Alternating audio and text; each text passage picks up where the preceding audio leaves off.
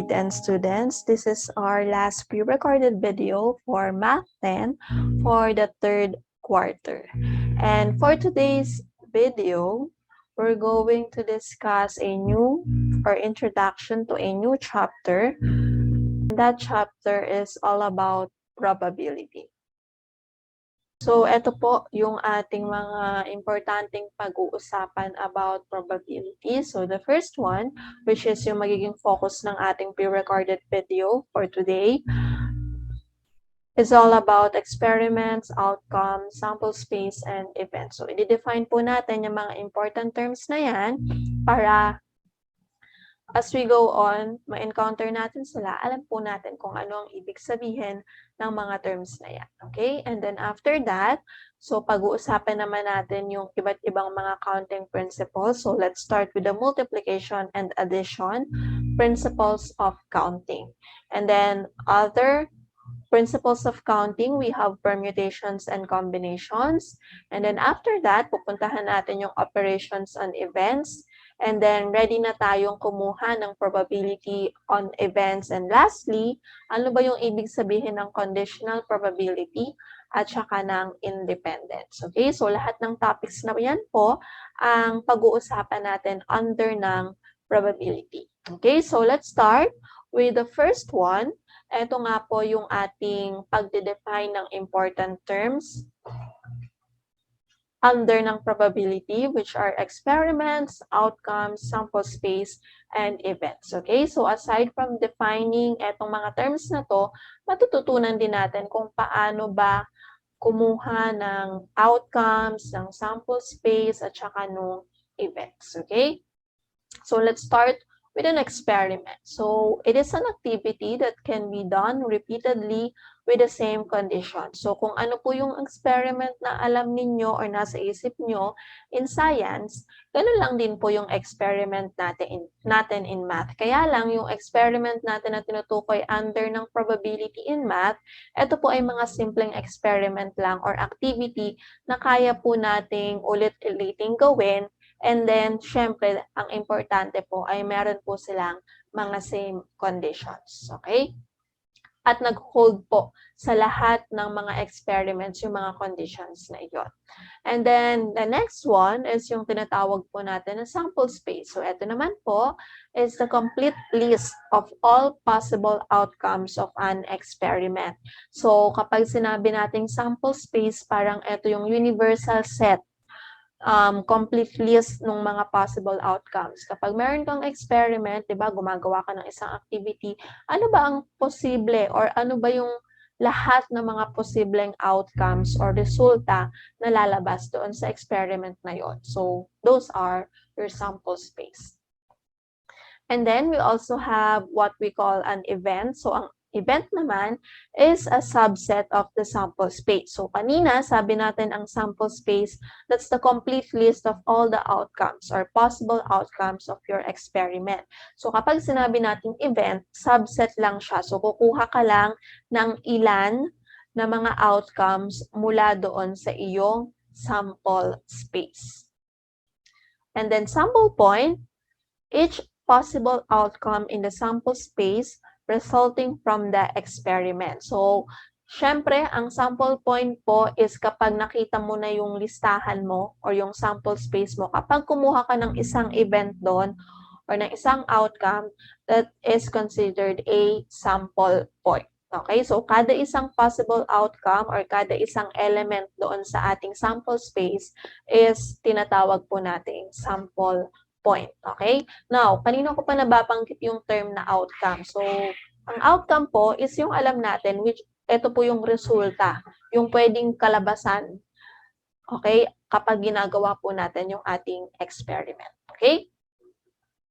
So, the last term po na importante nating malaman is yung tinatawag po natin na cardinality or ginagamit po natin yung notation na small n of kung ano man yung event natin. Okay? So, yung E dito stands for event. So, the cardinality of the event kapag may nakita po tayong small n and then ito pong pangalan ng ating event. Okay? So kapag tinatanong sa atin yung N of E or the cardinality of your event E, it is the finite number of sample points from an event. Okay? So finite number, ibig sabihin dapat may katapusan na bibilang po natin. Okay? So, ito po yung finite number ng sample points na included po doon sa event po na tinutukoy natin. Okay? So, mamaya, mas maintindihan natin yan mula dun sa ating mga examples. Okay?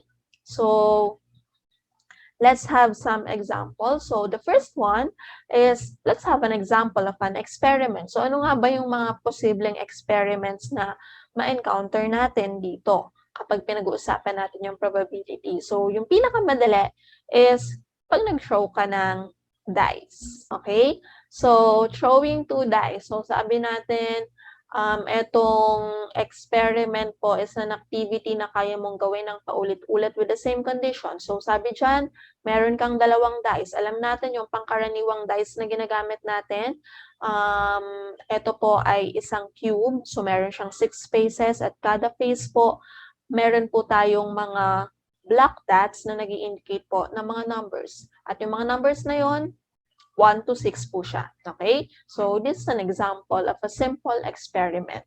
Now, pag-usapan natin yung mga nabanggit nating terms or dinefine natin na terms kanina. So, you're asked to do the following na kino-consider natin yung ating experiment na throwing 2 dice. Okay? So, the first one is list down natin yung lahat ng outcomes. Okay? So, ano ba yung mga posibleng resulta kapag nag-experiment tayo nung pagto-throw ng 2 dice? And then, yung number 2 daw natin is magbigay tayo ng sample points.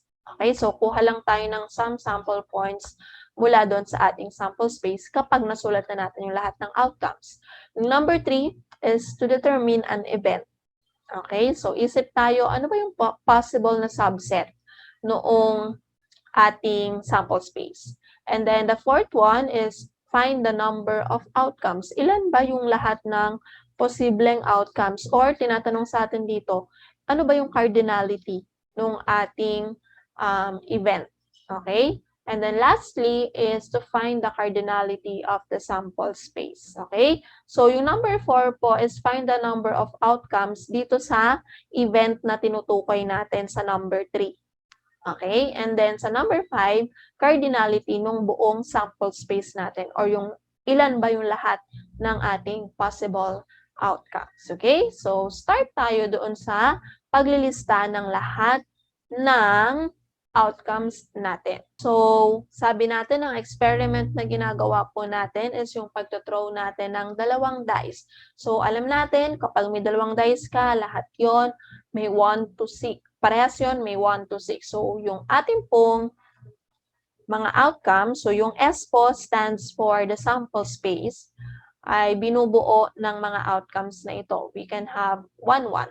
Ibig sabihin, 1 yung lumabas dun sa unang die, tapos 1 din yung lumabas sa pangalawang die. And then, diretso lang natin, 1 sa una, 2 sa pangalawa, 1 sa una, 3 sa pangalawa, 1 sa una, 4 sa pangalawa, and then, diretso lang natin. Okay? Hanggang 1 sa una, 6 naman dun sa pangalawa. Kasi alam natin na hanggang 6 lang po yung numbers ng ating die. Okay? And then, syempre, mangyayari din po or magiging possible outcome din po na 2 naman po yung isang, yung lumabas dun sa unang die, tapos 1 sa pangalawang die. And then, parehas silang 2. And then, we have 2, 3. And then, 2, 4. Hanggang makarating tayo sa 2, 6. And syempre, ito rin po ay mangyayari doon sa 3, 4, 5, hanggang 6 po. Okay? So, kung mapapansin nyo po, magkaiba po yung outcome na 1, 2 sa 2, 1. Kasi kapag 1, 2, naunang lumabas yung or yung unang die po ay 1 ang lumabas tapos 2 sa pangalawa. Dito po, 2 sa una, 1 naman yung lumabas sa pangalawa. Okay? So, hindi ko na po iisa-isahin lahat ng ito kasi masyado pong mahaba yan. So, hanggang matapos po tayo doon sa 6, 6. Okay? So, yan po lahat yung ating possible outcomes kapag ang experiment po natin ay pagtuthrow po ng dalawang dice. Okay? Any question po or clarifications are welcome sa ating webinar. So, let's proceed. So, para po dun sa pangalawang pinapagawa sa atin, dun sa same experiment, you're asked to give some sample points. So, kanina, nasulat ko yung sample space natin, di ba? So, sabi natin, ang sample points lang naman ay kukuha ka ng ilan na mga elements doon sa ating sample space. So, I can get 1, 1. Di ba? I can get 1, 2. Okay? So, underline ko na lang. Dapat pala hindi ko na binura yung kanina. Kasi ito ay hanggang 1, 6, hanggang 6, 6. Okay? Hanggang 6, 1. Okay? So, pwede ka pang kumuha ng kahit na ilan na sample points. So, again, ang sample points po ay yung kada element or kada possible na outcome doon sa ating sample space. So, 1, 1 is an example of a sample point. 1, 2 is also an example. Or I can get 6, 1, or I can get 6, 6. Okay? So, lahat ng yun po are sample points. Proceed tayo sa third. Let's determine an event. So, halimbawa, ang event na kinonsider ko ay yung event na the event of getting two even numbers. Okay? So, ito lang po yung isa. So, halimbawa, pangalanan ko siya as E kasi even. Okay? So, yung event po ng getting two even numbers. So, alam ko na ang nasa isip ko dito ay yung mga naglalaman ng 2, 2 kasi dalawang even numbers dapat. 2, 4, 2, 6. Can also use 4, 2, 4, 4, 4, 6. And lastly, pwede ko rin isama dyan yung 6, 2, 6, 4, and 6, 6. Okay, so para po doon sa ating event E, again, ang event E natin is getting two even numbers. Ito po yung mga outcomes natin. Okay, so lahat ng to, pag tiningnan nyo or pag inisa-isa natin, andun lang siya doon sa ating sample space kasi nga po siya ay subset ng ating sample space. Okay?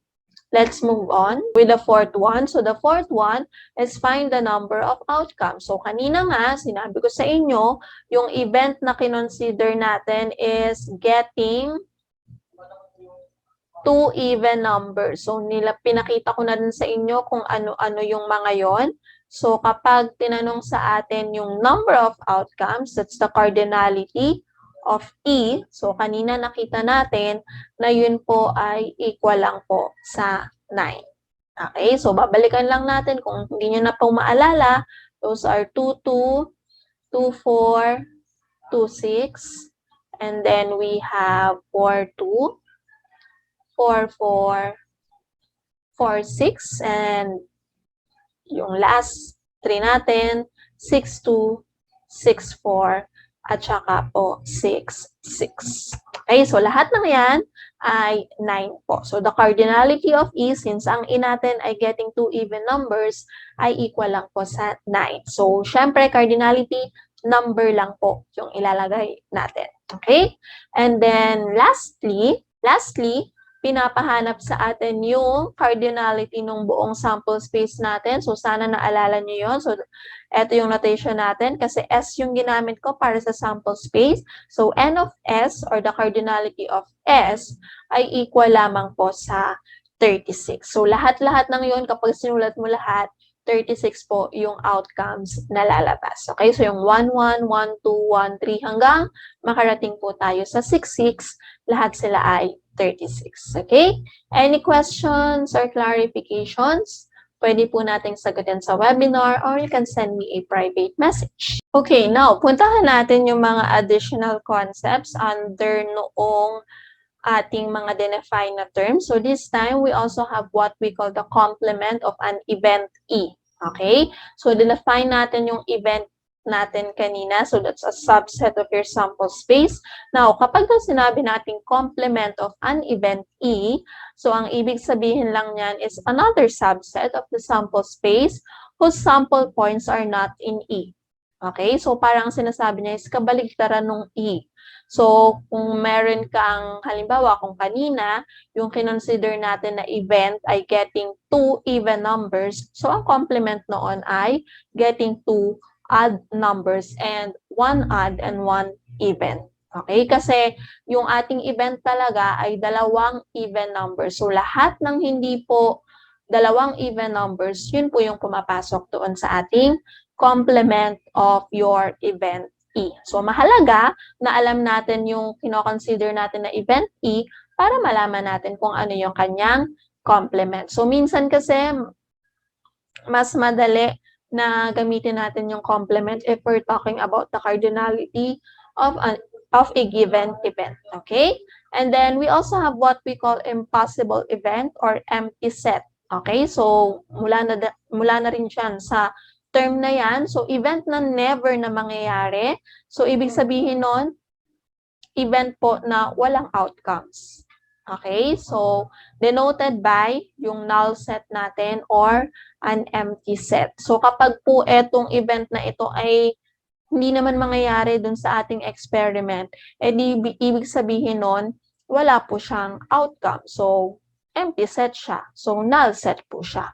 Okay? And if you are asked to get the cardinality of an impossible event, syempre, ang cardinality niyan ay 0 kasi nga po, wala tayong outcomes. Okay? So doon sa ating experiment ng pagto-throw natin ng dalawang dice, so ang impossible event doon halimbawa ay yung makakuha ako ng sum ng 14. Diba? Kasi ang pinakamataas na pwede kong makuhang sum doon ay 12, which is 6 plus 6. Okay? 6 yung nakuha ko sa una, 6 yung nakuha ko sa pangalawa. If I add them, the answer is equal to 12. So that's an impossible event kapag ang event ko po ay the sum is equal to 14. Okay, so let's have examples para dun sa ating complement at saka doon sa ating impossible event. So determine the event and cardinality of not getting a 1. So yung tinutukoy natin na experiment pa rin dito is yung ating throwing 2 dice. Okay? So sabi dyan, event of not getting a 1. So ibig sabihin nun, i-consider ko na event ko, event E, is getting A1. Okay? So, again, ang sample space ko po ay ito para hindi tayo nalilito.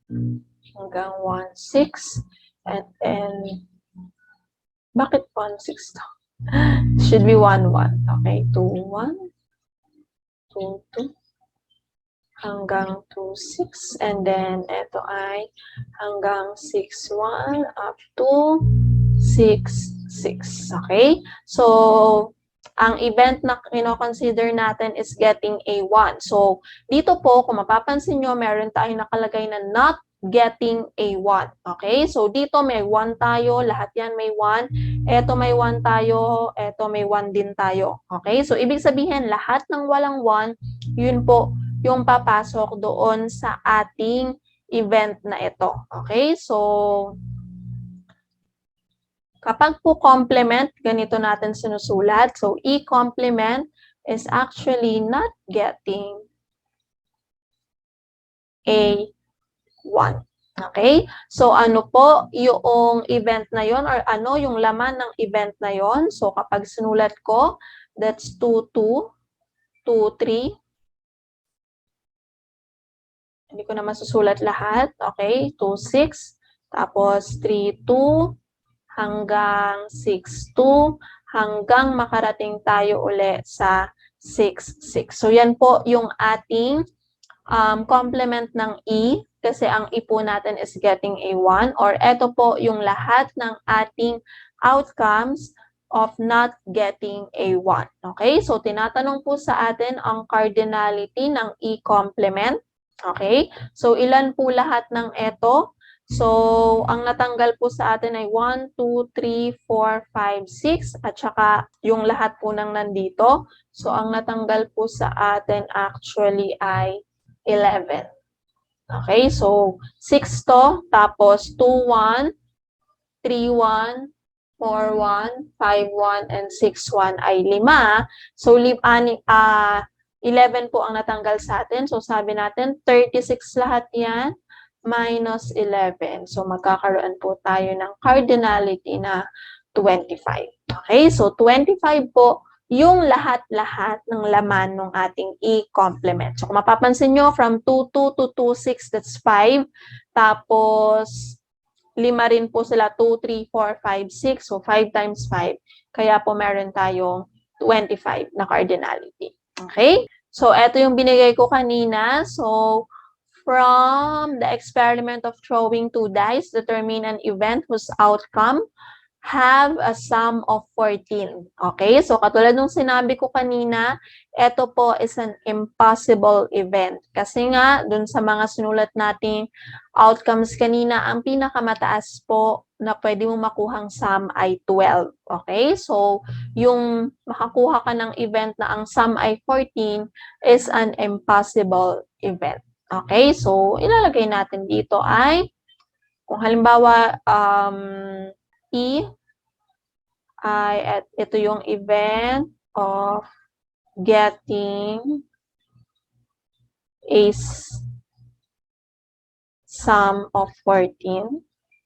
So, yung ating E is actually an empty set. So, the cardinality of your E is equal to 0.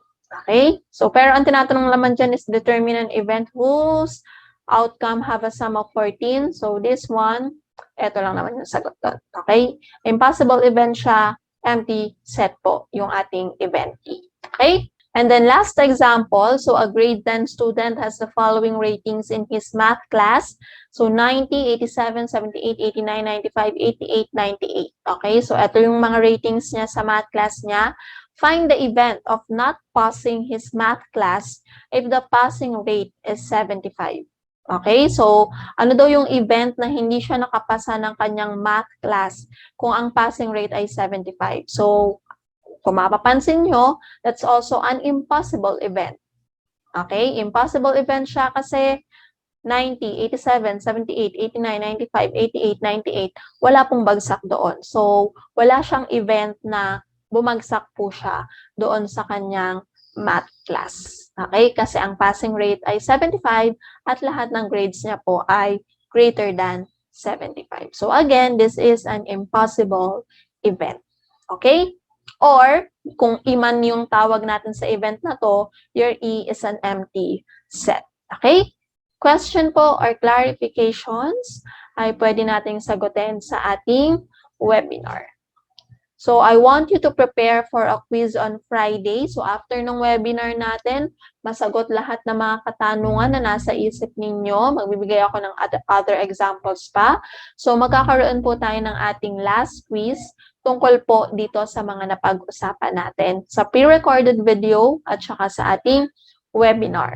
Okay? So, available po yung quiz na yon right after ng ating webinar hanggang 11:59 PM po. So, sana makapag-take po tayong lahat. Okay?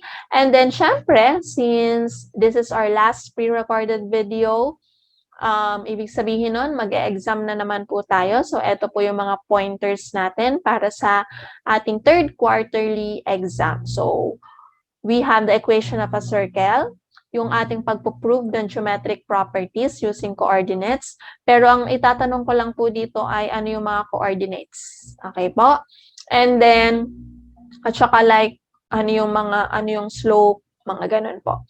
And lastly, kung ano po yung napag-usapan natin dito sa ating pre-recorded video about experiments, sample space, event, and so on and so forth.